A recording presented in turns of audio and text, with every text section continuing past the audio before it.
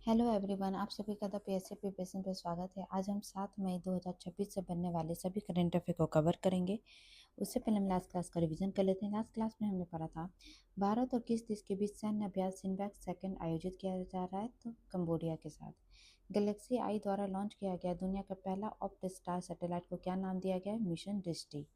केंद्र सरकार के द्वारा कब तक अग्नि सुरक्षा सप्ताह मनाया जा रहा है? 4 से 10 मई तक। पंचायती राज मंत्रालय के द्वारा जारी पंचायत उन्नति सूचकांक जो 2.0 जो कि 2023 से 24 के लिए था, इसमें प्रथम स्थान पे कौन सा राज्य रहा है? Tripura. World asthma day and international midwife day कब मनाया जाता है? 5 मई को। पिक्सल एंड सर्वम एआई द्वारा बनाया गया भारत का पहला AI orbital data centre satellite को क्या नाम दिया गया है? Pathfinder. 8वें यूरोपियन पॉलिटिकल कम्युनिटी समिट में भाग लेने वाला पहला गैर यूरोपीय देश कौन बना है? कनाडा। डेनमार्क में आयोजित थॉमस कप और उबर कप 2026 के विजेता कौन रहे? थॉमस कप का चाइना और उबर कप का साउथ कोरिया। दिल्ली सरकार के द्वारा शुरू की गई कैच द रेन 2026 के लिए आधिकारिक जल सुबंकर का क्या नाम रखा गया है? नीरा। भारत का पहला हरित मेथनॉल संयंत्र की आधारशिला किस राज्य में रखी गई है? गुजरात में। तो ये थे लास्ट क्लास के रिवीजन। अब शुरू करते हैं आज की क्लास को। पहला क्वेश्चन है, हाल ही में किसे प्रसार भारती का अध्यक्ष नियुक्त किया गया है? तो नियुक्त किए गए हैं प्रसून जोशी। पहले जो है नवनीत कुमार सहगल थे, उन्हीं का स्थान अब ले रहे हैं प्रसून जोशी। ठीक है। कुछ अपॉइंटमेंट से रिलेटेड फैक्ट देखें तो इटर्नल के नए सीईओ अलविंदर धिंडेसा बने। मणिपुर के मुख्यमंत्री वाई किमचंद सिंह बने। डिप्टी सीएम नेमचा किपगेन और लोसी दिक्को बनी है। और चुनाव आयोग द्वारा अशोक कुमार को जो है दिल्ली का मुख्य निर्वाचन अधिकारी नियुक्त किया गया है। Rajesh Kumar Pandya north railway zone के महानिदेशक बने हैं। भारतीय मूल की टेक लीडर आशा शर्मा को माइक्रोसॉफ्ट का मुख्य कार्यकारी अध्यक्ष नियुक्त किया गया है गेमिंग के लिए। नीति आयोग की सीईओ निधि चिपर बनी है। एनसीपी का राष्ट्रीय अध्यक्ष सुनेत्रा पवार बनी है। दिल्ली का लेफ्टिनेंट गवर्नर तरनजीत सिंह संधू। राष्ट्रीय दंत आयोग का पहला अध्यक्ष डॉक्टर संजय तिवारी। और एनसीबीसी की पहली महिला अध्यक्ष जो है वो साध्वी निरंजन ज्योति बनी है। मुंबई महानगर पालिका की पहली महिला कमिश्नर अश्विनी भिरे। और लेफ्टिनेंट जनरल धीरज सेठ को जो है आर्मी का उप प्रमुख नियुक्त किया गया है। भारतीय मूल के वैज्ञानिक दीप जारेवाल को क्वांटम डिवाइस के लिए यूटीओआरएल गवर्नर चेयर के रूप में नियुक्त किया गया है। बिहार के 24वें मुख्यमंत्री सम्राट चौधरी बने हैं। डिप्टी सीएम विजय कुमार चौधरी और विजेंद्र प्रसाद यादव बने। नीति आयोग का नया उपाध्यक्ष जो है अशोक कुमार लाहिरी बने हैं। और गोवा में जो 57 IFFI इंटरनेशनल फिल्म फेस्टिवल होगा उसके लिए फेस्टिवल डायरेक्टर नियुक्त हुए हैं आशुतोष ग्वारिकर।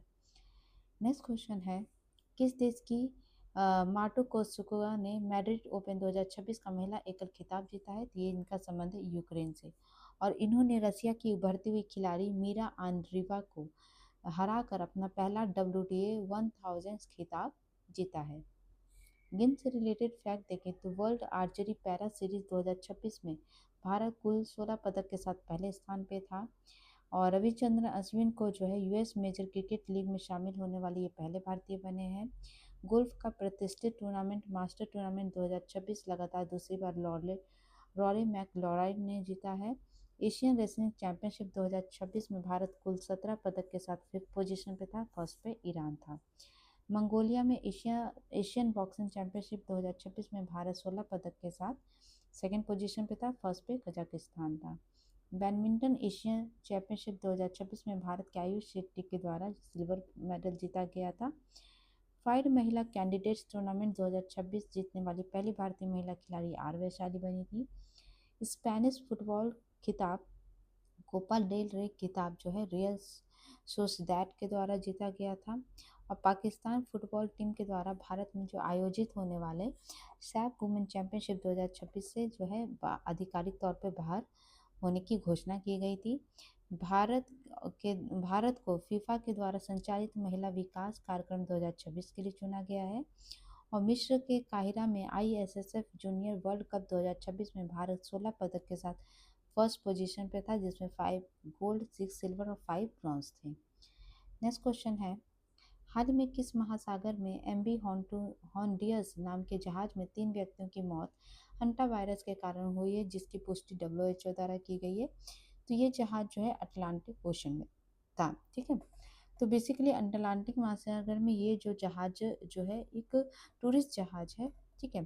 तो इसमें जो है ये जहाज अर्जेंटीना के उशुआई से केप वर्डे की ओर जा रहा था और इसमें 3 यात्रियों की अचानक से मौत हो गई है, ठीक है। और इसे अभी जो है केप वर्डे के पास ही जहाज को रोका गया और यात्रियों को फिलहाल उतरने की अनुमति नहीं दी गई है। अब हंता वायरस ये होता क्या है, ये क्या होता है, ये वायरस मुख्य रूप से चूहों गिलहरियों के जो मलमूत्र होते हैं या लार होते हैं उसके संपर्क में आने से फैलता है और इंसानों में तब फैलता है जब ये हवा दूषित हवा में हम इसे सांस लेते हैं। ये जो पहले शुरुआती लक्षण है उसमें बुखार, सिर दर्द यही सब होते हैं, बाद में वो निमोनिया का रूप ले लेते हैं। तो डब्ल्यूएचओ के द्वारा इस वायरस की मृत्यु दर 38% से 40% तक बढ़ाई गई, ऐसा अनुमान लगाया गया है। और जो डब्ल्यूएचओ के द्वारा यही अभी रिसर्च हो रहा है कि ये जो है वायरस अचानक से ह्यूमन में कैसे ट्रांसफर हो गया, ठीक है। ओशन से रिलेटेड फैक्ट का हम स्टैटिक फैक्ट देखें तो ओशन जो है हमारे जो है अर्थ है उसका सबसे ज़्यादा जो है कवर करते हैं, जिसमें से अर्थ के 71% पार्ट पे जो है पानी प्रेजेंट है। और हमारे अर्थ पे जो है 5 ओशन है। सबसे फर्स्ट है पैसिफिक ओशन जो कि सबसे लार्जेस्ट है, ये है पैसिफिक ओशन। सेकंड है अटलांटिक ओशन जो कि ये एससेप का यहाँ पे प्रेजेंट है। फिर उसके बाद है इंडियन ओशियन जो है, इसकी स्थिति यहाँ पे है। और साउथर्न एशियन जो है ये अंटार्कटिका की तरफ है। और आर्कटिक ओशियन जो सबसे स्मॉलेस्ट है ऊपर की तरफ पाया जाता है। पैसिफिक ओशियन की बात करें तो ये बेसिक एशिया ऑस्ट्रेलिया के आसपास स्थित है और इसका सबसे मैक्सिमम डेप्थ जो है वो है मरीना ट्रेंच, ठीक है, जिसके 11,000 मीटर से भी ज़्यादा है। ये लार्जेस्ट और डीपेस्ट ओशन है और रिंग, और यहाँ पे जो है बहुत सारे वॉल्केनो इस ओशन में प्रेजेंट है। अटलांटिक ओशन की बात करें तो ये एस सेप्ट का प्रेजेंट है जो कि यूरोप अफ्रीका को भी अलग करता है। और इधर जो ये एरिया ईस्ट ईस्ट और साउथ जो है, सॉरी, ईस्ट और वेस्ट जो north America south America in सबको भी अलग करता है, ठीक है। इसका सबसे मैक्सिमम डेप्थ जो है वो है प्यूर्टो रिको ट्रेंच, ठीक है। और सेकेंड लार्जेस्ट ओशन है जो कि ट्रेड और ट्रांसपोर्ट के लिए जो है इम्पॉर्टेंट पाया जाता है। इंडियन ओशन की बात करें तो ये basically Africa, west Africa, Asia और ऑस्ट्रेलिया के बीच प्रेजेंट है। यहाँ पे ये है अफ्रीका, एशिया और ऑस्ट्रेलिया के बीच। और इसका सबसे डीपेस्ट पॉइंट है सुंडा ट्रेंच और ये थर्ड लार्जेस्ट है और ये सबसे वार्म ओशन है सब में। और मानसून विंड के कारण जो है जो हवाएं चलती हैं ये इफेक्ट होती हैं। साउथर्न ओशन जो है ये अंटार्कटिका के पास प्रेजेंट है और इसका सबसे मैक्सिमम डेप्थ है वो साउथ सैंडविच ट्रेंच है। और इसको जो है ये सबसे कोल्डेस्ट और सबसे ज़्यादा रफेस्ट ओशियन है, ठीक है। आर्कटिक ओशन की बात करें तो ये सबसे छोटा है और इसका डीपेस्ट पॉइंट है मोलोई डीप। और सबसे स्मॉलेस्ट और सबसे सैलोस्ट ओशन है और ये हमेशा सी आइस से कवर रहता है। चलिए नेक्स्ट क्वेश्चन है, 7 मई 2026 को बीआरओ द्वारा कौन से क्रम का स्थापना दिवस मनाया गया है? तो 66। तो बेसिकली ये सिक्सटन बीआरओ की स्थापना देखें तो उसकी स्थापना जो है 7 मई 1960 को भारत की सीमाओं की सुरक्षा और देश के उत्तर पूर्वोत्तर राज्यों के सुदूर क्षेत्र में बुनियादी ढांचे के डेवलपमेंट के लिए इसका जो है स्थापना किया गया था। इसका स्थापना 7 मई 1960 में हुआ था। इसका मोटो है परिश्रम से सब कुछ संभव है। नई दिल्ली में मुख्यालय है और ये मिनिस्ट्री ऑफ डिफेंस के अंतर्गत आता है। और बीआरओ के द्वारा अभी जो है 9,000 से लेकर 19,000 फीट तक जो है सड़क का निर्माण कराया गया है। अभी हाल फिलहाल में देखें तो अरुणाचल प्रदेश का सेला सुरंग है, ये बीआरओ द्वारा के बनाया गया था और वर्तमान में सिकुना ला सुरंग जो है इस पर ये काम कर रहा है। अगर ये जब पूरा हो जाएगा तो ये 15,800 फीट की ऊंचाई के साथ दुनिया की सबसे ऊंची सुरंग होगी। बीआरओ के महानिदेशक जो है वो लेफ्टिनेंट जनरल रघु श्रीनिवासन है। नेक्स्ट क्वेश्चन है, केंद्र सरकार के द्वारा दक्षिण तटीय रेलवे जोन का मुख्यालय किसे घोषित किया गया है? तो घोषित किया गया है विशाखापट्टनम को, ठीक है। और इसके अंतर्गत 3 क्षेत्र आएंगे, एक तो है गुंटूर, विजयवाड़ा और विशाखापट्टनम, ठीक है। तो बेसिकली जो है ये तो 18वां जोन रेलवे जोन है और ये बेसिकली दक्षिण तटीय रेलवे का जो निर्माण पहले ही किया गया था, घोषित किया गया था, लेकिन अभी इसका जो सूचना जो है अभी सरकार के द्वारा दिया गया है और ये नया रेलवे जोन 1 जून 2026 से ये अपना कार्य भी करने लग जाएगा। इंडिया के रेलवे जोन की बात करें तो 18 रेलवे जोन है। सबसे फर्स्ट है सेंट्रल रेलवे जिसका मुख्यालय मुंबई है। ईस्टर्न रेलवे कोलकाता में है। ईस्ट सेंट्रल रेलवे हाजीपुर में है। ईस्ट कोस्ट रेलवे भुवनेश्वर में है। नॉर्थर्न रेलवे न्यू दिल्ली में इसका मुख्यालय है। नॉर्थ सेंट्रल रेलवे का प्रयागराज इलाहाबाद में। नॉर्थ ईस्टर्न रेलवे का गोरखपुर में। नॉर्थ ईस्ट फ्रंटियर रेलवे का मालीगांव गुवाहाटी में। नॉर्थ वेस्टर्न रेलवे का जयपुर में। साउथर्न रेलवे का Chennai. South central Secunderabad. South eastern railway Kolkata. South east central railway Bilaspur. South western railway Hubli और वेस्टर्न रेलवे का मुंबई और वेस्ट सेंट्रल रेलवे का जबलपुर और कोलकाता मेट्रो का जो है कोलकाता में और साउथर्न कोस्ट रेलवे का विशाखापट्टनम जो कि न्यू जोन है। ठीक है, और इसको जो है अगर मैपिंग से भी देखें तो मैपिंग से अगर देखते हैं तो सेंट्रल रेलवे है इसका जो है मुंबई में है। ठीक है, यहीं पे है सेंट्रल रेलवे। ठीक है, इसके अलावा जो है ईस्टर्न रेलवे कोलकाता में है। नॉर्थर्न रेलवे न्यू दिल्ली में है। Western railway Mumbai Churchgate है और साउथर्न रेलवे का चेन्नई हो गया। ठीक है, उसके बाद ईस्ट सेंट्रल रेलवे का हाजीपुर। वेस्ट सेंट्रल रेलवे का जबलपुर। उसके बाद जो हो गया साउथ सेंट्रल का जो है सिकंदराबाद। ठीक है, और नॉर्थ सेंट्रल का प्रयागराज। ठीक है, फिर उसके बाद साउथ ईस्ट सेंट्रल रेलवे का बिलासपुर। साउथ वेस्टर्न रेलवे का Hubli. Southern coast railway Visakhapatnam. East coast railway Bhubaneswar और इसके अलावा जो है नॉर्थ ईस्टर्न रेलवे का Gorakhpur. North western railway Jaipur और नॉर्थ ईस्ट फ्रंटियर रेलवे का मालीगांव गुवाहाटी। ठीक है, चलिए नेक्स्ट क्वेश्चन है भारतीय पत्रकार आनंद आर के सुपर्णा शर्मा और नताली ओबिका पियर्सन को किस श्रेणी में उनकी कृति ट्रैप्ड के लिए पुलित्जर पुरस्कार 2026 प्रदान किया गया है? तो प्रदान किया गया इलस्ट्रेटेड रिपोर्टिंग एंड कमेंटिंग के क्षेत्र में। तो बेसिकली भारतीय इलस्ट्रेटर आनंद आर के, पत्रकार सुपर्णा शर्मा और ब्लूमबर्ग की नताली ओबिका पियर्सन को इलस्ट्रेटेड रिपोर्टिंग एंड कमेंट्री श्रेणी में उनकी कृति ट्रैप्ड के लिए प्रतिष्ठित सम्मान दिया गया और ये प्रोजेक्ट भारत में डिजिटल अरेस्ट साइबर स्कैम का पर्दाफाश करता है। इसके अलावा भारत के ही अनिरुद्ध घोषाल को अंतर्राष्ट्रीय इंटरनेशनल रिपोर्टिंग श्रेणी में एसोसिएटेड प्रेस की टीम के हिस्से के रूप में पुरस्कार मिला है। पत्रकारिता से रिलेटेड पुलित्जर पुरस्कार जो है पत्रकारिता साहित्य नाटक और संगीत के क्षेत्र में दिया जाता है। पत्रकारिता में बात करें तो व्याख्यात्मक रिपोर्टिंग के लिए सुसी निल्सन और टीम को जो है सैन फ्रांसिस्को क्रॉनिकल के लिए, राष्ट्रीय रिपोर्टिंग के लिए राइटर्स का स्टाफ राइटर्स को दिया गया और बीट रिपोर्टिंग के लिए जेफ हार्विच और एगेन थाम को और स्थानीय रिपोर्टिंग के लिए डेव अलेटमर और गिन्नी मोंग को दिया गया है। संगीत में कुछ इंपॉर्टेंट इसमें से पढ़ रहे हैं, इस बहुत लंबी लिस्ट है। तो और संगीत में अगर बात करें तो ग्रेवियल लीना फ्रैंक को दिया गया है पिका फ्लोर के लिए और जूली के ब्राउन जो है ये जेफरी एफ स्टन फाइल थी उसकी रिपोर्टिंग के लिए इनको ये सम्मान दिया गया है। ठीक है, चलिए ये जो है इससे रिलेटेड जो पूरी जो लिस्ट है वो मैंने इंग्लिश में भी लगा रखी है तो आप यहाँ से भी टैली करके पढ़ सकते हो। ठीक है, अवार्ड से रिलेटेड फैक्ट देखें तो जल के क्षेत्र का नोबेल पुरस्कार कहा जाने वाले स्टॉकहोम वाटर प्राइज 2026 कावे मंदानी को दिया गया है। अब एबल प्राइज 2026 गर्ल फाल्टिंग को दिया गया है। टाइम्स मैगजीन के द्वारा 100 मोस्ट इन्फ्लुएंसर पर्सनालिटी 2026 की सूची में भारत की तरफ से सुंदर पिचाई, रणवीर कपूर और विकास खन्ना को इंक्लूड किया गया था। आईसीसी के चेयरमैन जय शाह को young global leader class of 2026 में शामिल किया गया है। किसके द्वारा? वर्ल्ड इकोनॉमिक फोरम के द्वारा। एन अलीम यूसुफ को केरल के लिए जो विकसित किया गया नियोफाइड आईडी मोबाइल ऐप के लिए world wide fund nature 2026 award दिया गया है।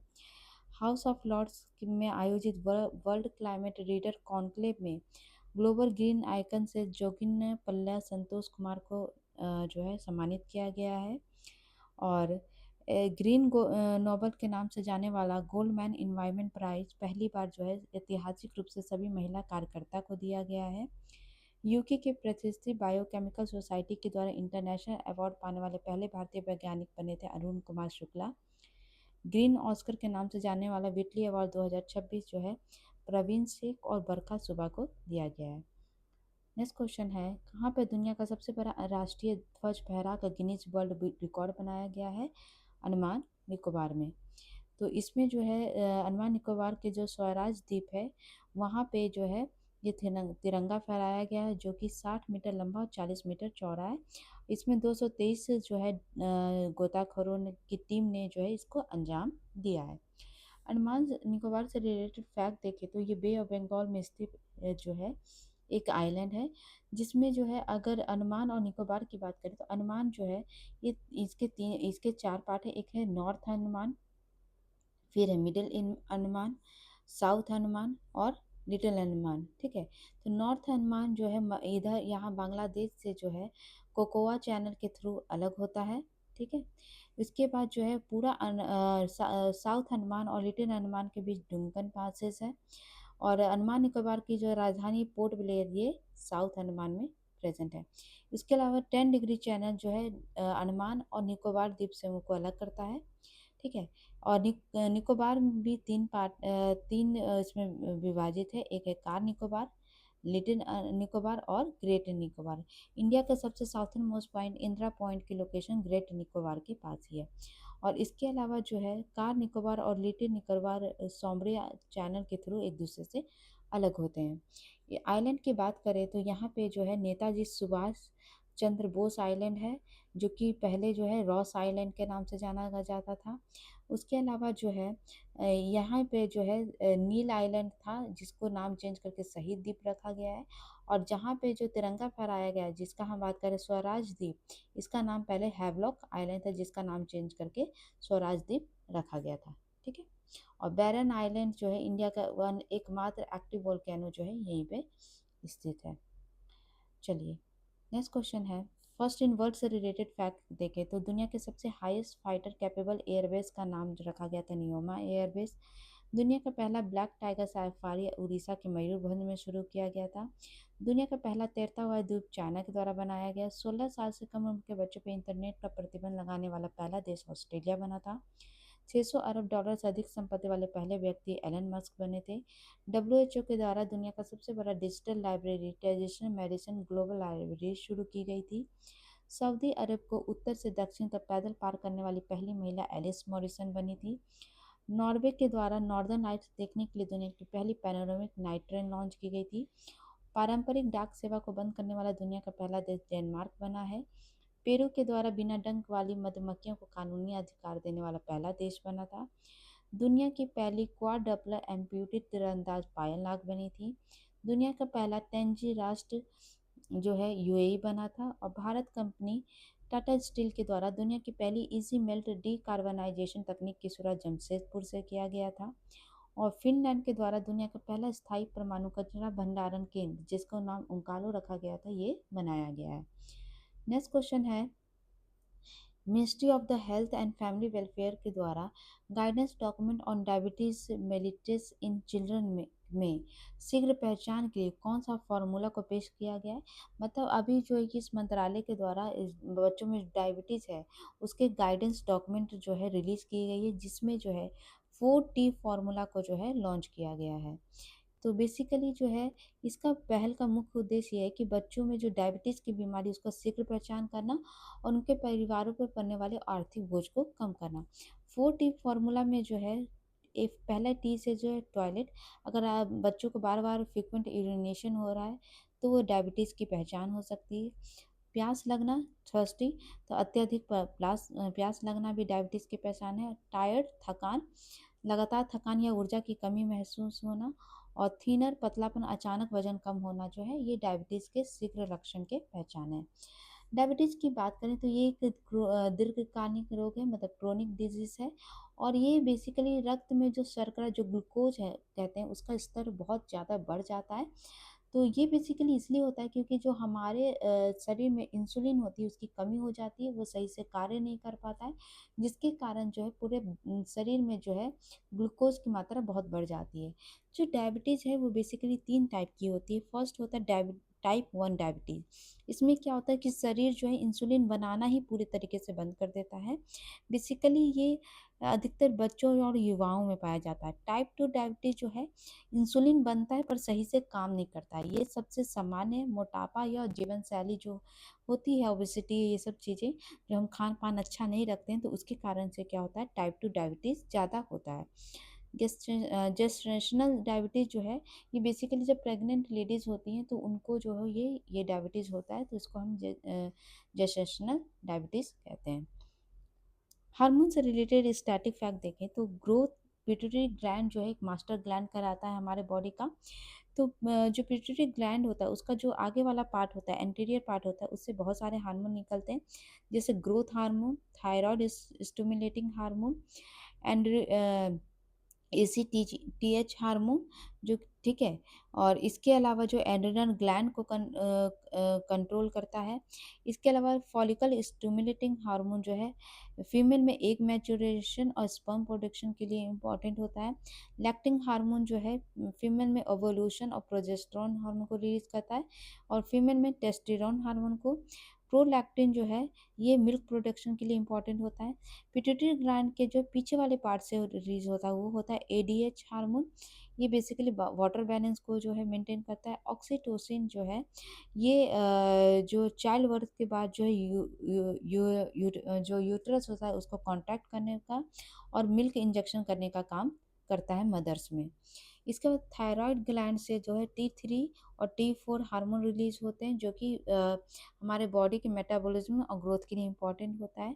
कैल्सीटोनिन भी थायराइड ग्लैंड के द्वारा रिलीज होता है, जो कि लोअर ब्लड कैल्शियम लेवल होता है उसको मेंटेन करने का काम करता है। पैराथोराइड ग्लैंड जो होता है वो पैराथोराइड हार्मोन रिलीज करता है, जो कि ब्लड कैल्शियम लेवल को इंक्रीज करता है। इंसुलिन जो है ये पैंक्रियास से निकलता है, जो कि ब्लड ग्लूकोज लेवल को जो है लोअर करने का काम करता है। और इसके बाद ग्लूकागोन जो है ब्लड ग्लूकोज लेवल को जो है रेज करने का काम करता है। एंड्रियल ग्लैंड से एंड्रियान एपाइन फ्राइन कहते हैं, ये मेडुला से निकलता है। इसको फाइट और फ्लाइट कहते हैं। ये हार्ट रेट और ब्लड प्रेशर और एनर्जी के लिए इम्पोर्टेंट है। यहीं से जो है एड्रिनल ग्लैंड के कॉर्टेक्स से कॉर्टिसोल निकलता है, जो कि मेटाबॉलिज्म के लिए इम्पोर्टेंट है। और एल्डोस्टेरोन, और इसके बाद गोनाड जो टेस्टिस ओवरी है वहाँ से सेक्स हार्मोन निकलते हैं, जिसमें टेस्टिरोन, एस्ट्रोजन और प्रोजेस्टेरोन होते हैं, मेल और फीमेल सबके मिला के। चलिए नेक्स्ट क्वेश्चन है। कल मैंने आपसे क्वेश्चन पूछा था कि हाल ही में किस देश द्वारा ओपेक और ओपेक प्लस से बाहर निकलने की घोषणा की गई है, तो ये की गई थी UAE के द्वारा। ठीक है।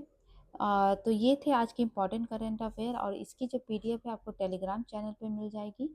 तो ये थे आज के important current affair. I hope आपको क्लास अच्छी लगी है, तो प्लीज़ चैनल को लाइक से सब्सक्राइब जरूर करिएगा। Thank you so much.